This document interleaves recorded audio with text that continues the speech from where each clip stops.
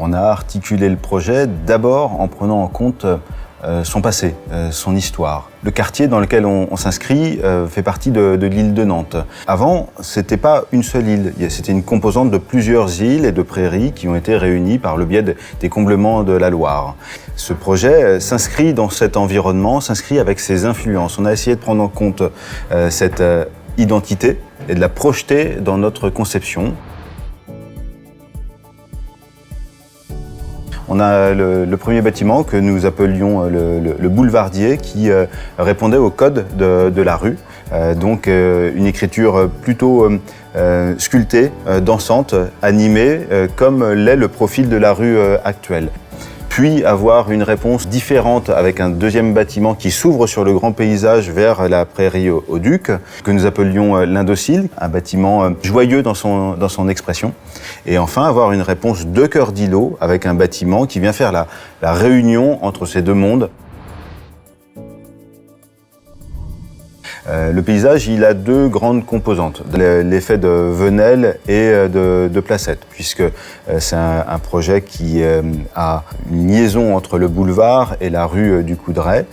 Donc on a une réponse plutôt à dominante minérale autour de cette Venelle, mais qui est quand même colonisée par du végétal. C'est également un lieu d'usage, cette Venelle et Placette, puisque c'est là où s'adressent tous les halls, c'est là où se font tous les parcours quotidiens. Ça a été un vrai travail collaboratif. On a associé l'ensemble des partenaires, la Samoa, l'urbaniste, le paysagiste. Il y avait des exigences et des attentes qui étaient fortes. C'était que le projet puisse s'inscrire dans un quartier existant et donc qu'il y ait des notions de parcours et qu'il y ait cette liberté de déambulation. Alors, les espaces extérieurs, on les a d'abord conçus en lien avec le logement, avec l'appartement. Et ensuite, on les a constitués en fonction de l'environnement et du contexte dans lequel ils s'inscrivent. Par exemple, sur le boulevardier et le pivot, on a plutôt pensé les espaces extérieurs, creuser dans les volumes et ainsi faire des effets de loggia. Ça permet de répondre d'abord aux effets de masque solaire, mais également d'être bienveillant par rapport aux intimités et aux relationnels avec les riverains, mais également avec les logements entre eux.